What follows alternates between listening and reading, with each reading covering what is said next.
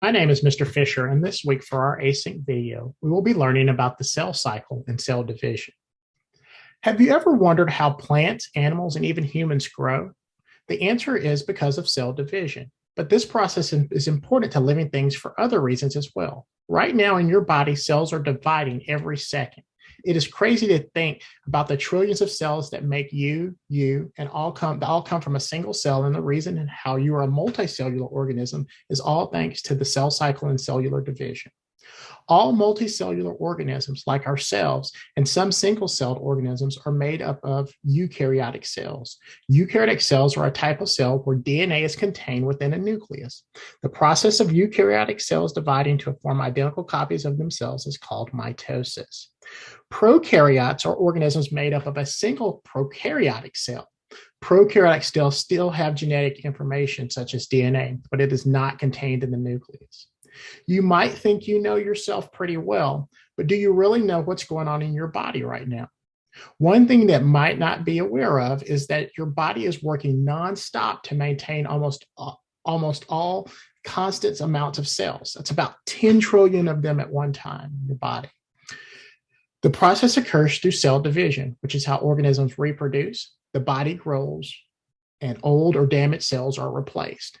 Cell division is part of the cell cycle, which is a series of sequential steps from the beginning of a cell until it splits into two.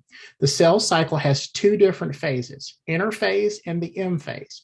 Interphase is the longest phase. It lasts in about 90% of the cell's life, and during this time, the cell is performing for the body. Many cells function to help absorb nutrients or protect you from diseases during interphase. That is what is going on. The other 10% of the time, the cell is in M phase or meiotic phase, which is when the cell is dividing. Think M for multiplying. Luckily, cells have the cell cycle control system. This is the set of molecules that sets the cell cycle in motion and coordinates its steps. There are 3 checkpoints in the cell cycle control system that are a lot like a series of traffic lights. As you go down the street, a light will either be green, indicating that you can go through, or red, indicating that you must stop. It's important to note that just because you get to go through the light, it doesn't mean that the next one will automatically be green when you arrive. In fact, for the safety purposes, the checkpoints are put there for individual stopping points. And just as well in the cell cycle, the checkpoints are put there to make sure that there are no defects or mutations that have occurred in the previous steps. And if so, the cell many times will stop its cell cycle and kind of destroy itself through a process called apoptosis. But we'll talk about that in the upcoming weeks. Because interphase takes up so much time of the cell cycle, it makes sense that 2 of the 3 checkpoints occur there during interphase. A cell will grow during a subphase of interphase called G1, which stands for the first gap. After this, there's S phase. S, because during this phase, DNA is synthesized or copied. The cell grows during this phase. After S phase, the cell grows even more in G2 phase. Can you guess what G2 stands for? That's right, the second gap. You could also think of these 2 G subphases as growth 1 and growth 2, just as the cell grows mostly during these times. This is the cell cycle, and we know that cells will divide and grow. This is the cell cycle, and we know these cells will divide and grow. This is the cell cycle, and in this order is how things will go. Interphase, prophase, metaphase, anaphase, telophase, cytokinesis. Start with interphase, gather round and listen. It happens every time between cell division.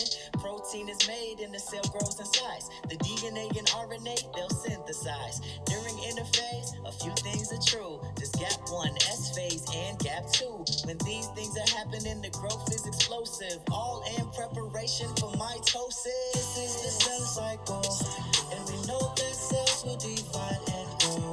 This is the cell cycle, yeah, we know these cells will divide and grow. This is the cell cycle, and in this order is how things will go. Interphase, prophase, metaphase, anaphase, telophase, cytokinesis. For any organism to grow, it needs to divide. It is a misconception that when something grows, the cells get bigger. In fact, cells only slightly increase in size just before cell division. Otherwise, they are always the same size as when they were first created. The reason that living things grow is not because their cells are getting larger, but because they have more cells than when they were younger. When you were a baby, you might have had fewer cells than you do right now, and therefore you were smaller than you are today. The cells will keep multiplying until you're around the age of 18 or 20 when you stop growing. Sometimes to keep in mind that cell division is always happening even after an organism stops growing. It is just occurring for a different reason. Cells also divide as a form of reproduction. Single-celled organisms like bacteria and amoeba use cell division to make copies of themselves. This is how these types of organisms reproduce. In these cases, the offspring are identical to the parent. A eukaryotic cell goes through mitosis to reproduce, while a prokaryotic cell goes through a process called binary fission, which will be discussed a little bit further later. Cell division in sexually reproducing organisms is also a way that these organisms create gametes, which are called sex cells, the egg and the sperm. This is done through a unique form of cell division called meiosis, which we will study in a couple of weeks. Think about the last time you scraped your knee or got paper cut. Why did that wound eventually heal? The answer is, yet again, cell division. The way that organisms heal after being hurt is through cell division. The cells of the damaged area go through mitosis to replace any dead or damaged cells, which allows an organism to heal. Cells only live for so long. Eventually, old cells may stop working properly and need to be replaced. When a cell dies or becomes damaged, or other healthy cells will divide, other healthy cells will divide to make sure that there is no disruption in homeostasis. This is all happening at all times inside of your body. And every other living thing on this earth and the planet is having these same cycles as well. Cellular division is happening at every point in an organism's life. Remember that until the day that they die. So why is cell division important? Cell division is one of the most important processes that is happening within any living thing. When an organism is finished growing, cell division slows down but never completely stops. Old cells need to be constantly replaced with new healthy ones. If this does not happen, it can lead to complications for an organism. For example, if someone's lung cells are damaged by breathing in pollution, the body replaces those damaged cells with healthy ones. That's why people who have damage to their lungs by smoking can recover if they allow their lung cells time enough to repair themselves through cell division. There are some cells, though, that do not repair themselves very well. This is like when you have damage to your spinal cord. Those nerve cells don't replace themselves very well or very often, and maybe very, very slow to replenish, if not any. That's why when people have catastrophic damages to those types of cells, they typically never recover their ability to walk or to move again.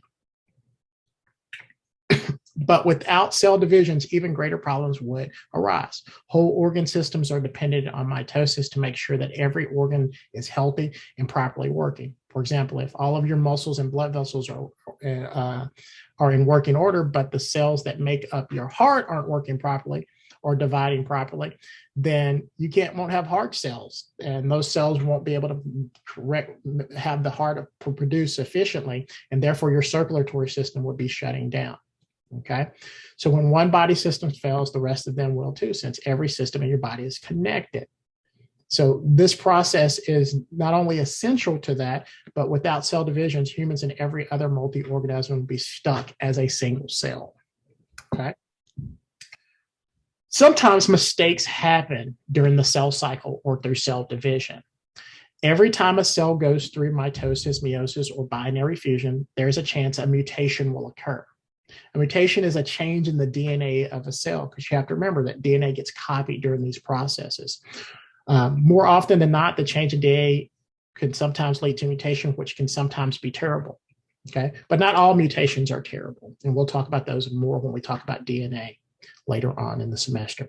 When a cell goes through the cell cycle, though, and as we talked about just a second ago, there are checkpoints. If some of those checkpoints are messed up or do not stop the cell or recognize that there's a damage, the cells can, especially in GZ0, the cells can divide uncontrollably.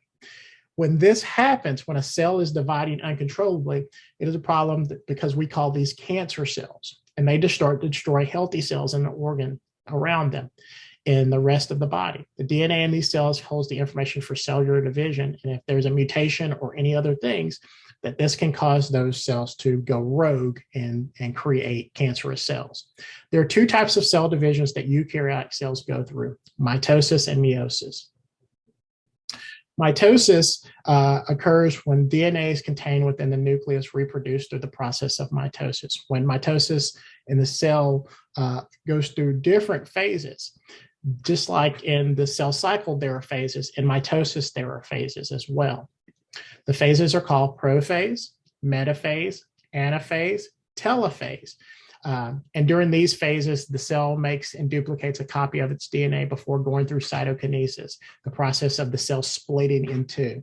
The result of mitosis is two identical cells that have the exact same DNA sequence. This is a form of asexual reproduction because there's only one parent cell which divides into two identical daughter cells. Meiosis is a special form of cellular division that creates gametes or sex cells. When meiosis occurs, the cell goes through the same phases of mitosis: prophase, metaphase, anaphase, telophase, and cytokinesis, but it does the process twice. And the result is four genetically different cells that occur. And with this, we call this sexual reproduction. This is when we create an offspring that has half the amount of DNA from the father, which these gametes in meiosis are sperm and egg cells. They're either sperm or egg cells. In males, they're sperm, and females, they're eggs. And as I said, we will continue to talk about meiosis in the upcoming weeks. I just want to introduce that to us today as a type of cell division. How do prokaryotic cells reproduce? As discussed earlier, prokaryotic cells are cells that do not have a nucleus, reproduce with a process that is both similar and at the same time very different from mitosis. Since prokaryotic organisms do not have a nucleus, they are simpler than eukaryotic cells. They do not need to go through the same processes to divide. Instead, prokaryotic cells go through a process called binary fission to reproduce. Instead of going through the different phases of mitosis, a prokaryotic cell only needs to duplicate its DNA and then undergo cytokinesis to split. The result is two identical cells that came from one single parent cell. Binary fission is much faster and is the form of reproduction that is a single cell organisms go through. This is why bacteria can reproduce so fast and create an infection, is because their process of cellular division is a much simpler process. The DNA copies itself, and then the cell splits, which means that that process can happen much, much faster than the other types of cellular division. With that, I know that was a lot of information, but I wanted to touch on all of those points to give us a great overview for our lessons this week. Make sure you're going into the course and doing the assignments, looking at the labs, joining us for the live CCs. And with that, I say thank you and have a wonderful day.